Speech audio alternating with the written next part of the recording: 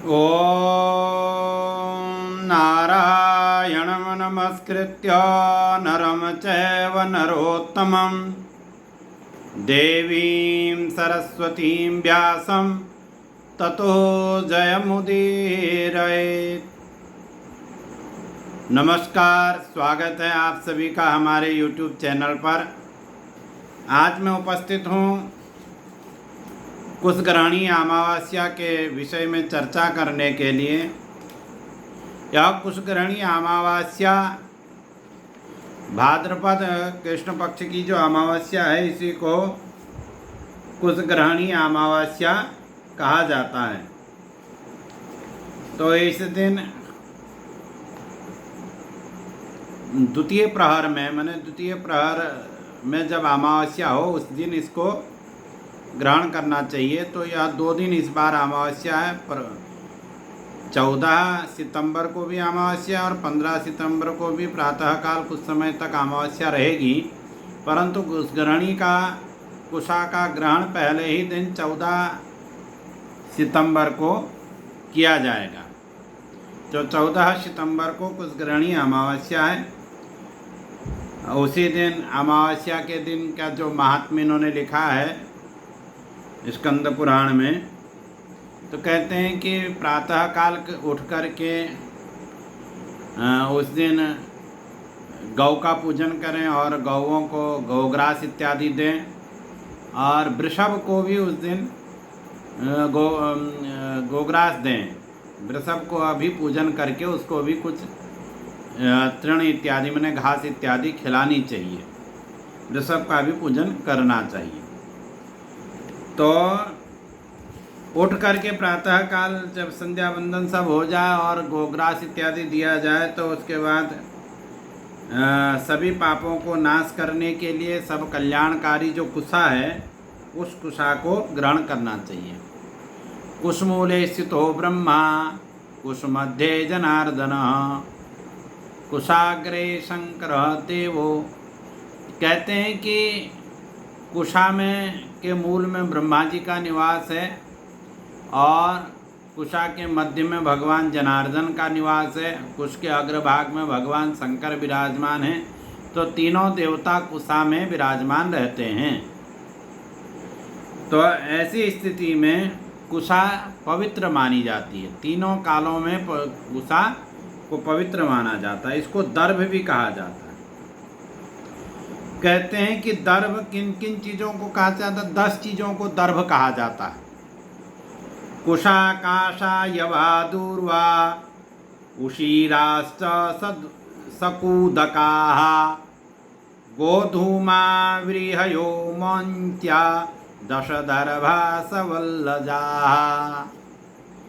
कहते हैं कुश, काश, जौ, दूर्वा, उशीर, सकूतक, गेहूँ, धान, मूज और बलवज, ये 10 चीज़ें दर्भ कही जाती हैं। तो इसी में कुशा को भी दर्भ कहा गया है। तो इसको ग्रहण करना चाहिए अमावस्या के दिन। भाद्रपद कृष्ण पक्ष में जो अमावस्या है उस दिन इसको ग्रहण करना चाहिए। और ईशान कोण में, घर से ईशान की ओर को जा कर के, अब ऐसा तो आजकल की संभावना नहीं है कि ईशान कोण में ही कुशा मिले, तो फिर भी जो शास्त्र लिख रहा है वो मैं आपको बता रहा हूँ पढ़ करके। ईशान कोण में जा कर के कुशा को नमस्कार करके हुम फट इस मंत्र से कुशा को उखाड़ना चाहिए और उसको ग्रहण करना चाहिए। उस दिन की जो कुशा है वो पूरे वर्ष भर ताज़ा उसको माना जाता है, उस कुशा को। तो ये कभी भी उच्छिष्ट नहीं होती है कुशा। तो कहते हैं नास्ति दर्भ समम पुण्यम पवित्रम पापनाशनम दर्भाधीनानि कर्माणि दैवपित्र्याणि सर्वशः। कि दर्भ के समान, माने कुशा, यहाँ पर दर्भ का अर्थ केवल कुशा से, अब वो जो 10 चीज़ें हमने कही उससे आप यहाँ पर नहीं उसकी चर्चा कर रहे, केवल दर्भ यहाँ पर कुशा पर ही बात कर रहे हैं कि ये जो कुशा है इसके समान कोई पवित्र नहीं है और पाप नाशन करने वाला कोई नहीं है। तो ये कुशा के ही अधीन सारे कर्म रहते हैं। देव कर्म करिए चाहे पितृकर्म करिए वह सब कुशा के ही अधीन रहते हैं। इसलिए कुशा को उस दिन ग्रहण करना है और घर में रखना है। कुशा को घर में रखना चाहिए।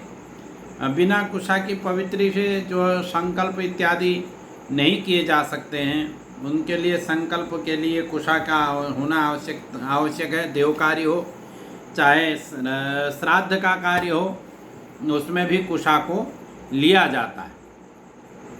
तो और बिना कुशा के कोई भी कार्य नहीं होता। यज्ञोपवीत कोई भी हमारा संस्कार बिना कुशा के संपन्न नहीं होता। जो 16 संस्कार होता है, यद्यपि गौतम ने तो 48 संस्कार, गौतम स्मृति में तो 48 संस्कारों की चर्चा है, मनुस्मृति इत्यादि में 16 संस्कारों की चर्चा है। तो कलयुग में केवल 16 ही संस्कार ग्रहण किए जाते हैं। तो उन जो 16 संस्कार हैं, इन 16 संस्कारों को करने के लिए कुशा की आवश्यकता बहुत है, अत्यधिक कुशा की आवश्यकता है। बिना कुशा के कोई भी संस्कार नहीं हो सकते। विवाह में भी संस्कार, उसमें भी कुशा की आवश्यकता होती है। कुश सहित ही कन्या का पिता अपनी कन्या का हाथ वर के हाथ में देता है, कुशा सहित ही देता है। और वह कुशा का बिस्तर बनाता है। तो जैसे कि हमारे यहाँ तो स्कंद पुराण में तो यद्यपि लिखा है इन्होंने कि 50 कुशाओं का ब्रह्मा होता है, परंतु नहीं, ब्रह्मा 100 कुशाओं का होता है। ये अन्य जगह भी ये बात मिलती है। तो 100 कुशाओं का ब्रह्मा बनाया जाता है और 25 कुशाओं का बिस्तर होता है। बिस्तर जिसमें आसन जो बिछाया जाता है वो 25 कुशाओं का बनता है।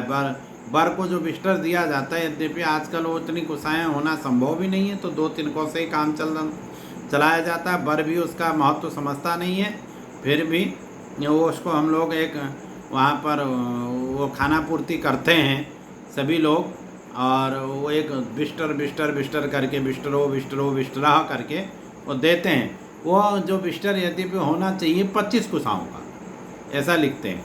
और जो हमारा ब्रह्मा है, ब्रह्मा बनाने की विधि है हमारे पास। आप देखिए इसी यूट्यूब में हमने ब्रह्मा बनाने की विधि भी बताई है। ब्रह्मा कैसे बनाया जाता है और कितने कुश उसमें होते हैं और कैसे उन कुशों को गिन करके बनाया जाता है, वो सारी विधि इसी यूट्यूब चैनल में हमारे कुशा ब्रह्मा बनाने की भी है। तो कुशा का ब्रह्मा 100 कुशों का होता है, बिस्तर 25 कुशों का होता है, पवित्र जो है 2 कुशों का होता है। ब्राह्मण जो बनाया जाता है श्राद्ध में वो 3 कुशाओं का होगा। तो ऐसा है। यद्यपि पवित्र के लिए भी ब्राह्मण के लिए कितने कुशाएँ होनी चाहिए, क्षत्रिय के लिए कितनी होनी चाहिए, ये भी वर्णन है, परंतु भगवान अंतिम में कहते हैं कि नहीं, सभी के लिए, सभी वर्णों के लिए 2 ही कुशाओं का माने पवित्र बनेगा, माने 6 पत्तों का पवित्र बनना चाहिए। तो ऐसे पवित्र बनाने के लिए सभी कर्मों के लिए कुशा को ग्रहण करना चाहिए। यह कुशग्रहणी अमावस्या 14 सितंबर 2023 को है। हम सभी लोग उस दिन कुशा को ग्रहण करें। हमारे यहाँ नियम था कि हम लोग कुशा ग्रहण करके और अपने गुरु को भी उस दिन कुशा देते हैं। कुछ विद्यार्थी वन में जा कर के जंगलों से कुशा को एकत्रित करके लाते हैं, अपने लिए भी रखते हैं, गुरुजनों को भी कुशा को देते हैं, जिससे कि गुरुजन अपने नित्य कर्म इत्यादि को उन कुशाओं से करें। ऐसा हमारे यहाँ परिपाटी है, विधान है, पाठशालाओं में हम लोगों ने सीखा है। तो अब तो ऐसे सब व्यवस्थाएं नहीं हो पाती हैं, फिर भी हम लोग कुशा इत्यादि ग्रहण उस दिन करते हैं। तो कुशा का बड़ा महत्व है। कुशा को ऐसे भी घर में रखना चाहिए। कभी भी किसी भी कार्य के लिए आती है, नज़र उतारने के लिए भी कुशा का प्रयोग कर सकते हैं। किसी को बुखार आ रहा हो, जो बुखार को समन करने वाले मंत्र हैं, ज्वर आ रहा हो, बहुत तेज ज्वर हो, ज्वर को समन करने वाले जो मंत्र हैं, उनका उन्मूलन करने वाले जो मंत्र हैं, उन मंत्रों को पढ़ते हुए कुशा से ज्वर ग्रसित व्यक्ति को यदि झाड़ देंगे तो भी उसका ज्वर समाप्त हो जाएगा। और बहुत से कार्यों में कुशा का प्रयोग किया जाता है। बहुत से गोपनीय बात भी हैं जो यहाँ पर कहीं नहीं जा सकती हैं कुशा के लिए। तो ऐसे कुशा का ग्रहण अमावस्या के दिन 14 सितंबर को सब लोग करें, उसका बड़ा महत्व है। और अमावस्या का यद्यपि बहुत महत्व है, उस दिन तर्पण श्राद्ध इत्यादि भी जिनका होता है वो लोग करें। तर्पण कर तो हर अमावस्या को करनी ही चाहिए। तो ये मैंने कुछ ग्रहणीय अमावस्या के बारे में आपको बताया। आप ज़रूर लिखिएगा कि आपको यह कैसा लगा। मैं आपको सारी बातें, बड़ा महत्वपूर्ण जो बातें हैं पर्वों के बारे में, भारतीय सनातन धर्म के बारे में, वो धीरे धीरे हम लोग ऐसे ही चर्चा करते रहेंगे, छोटी छोटी चर्चाएं करेंगे तो हम लोग जानेंगे कि इनका महत्व क्या है। तो कुछ ग्रहणीय अमावस्या है, सब लोग उस दिन कुछ ग्रहण करके उसको घर में रखें। नमस्कार।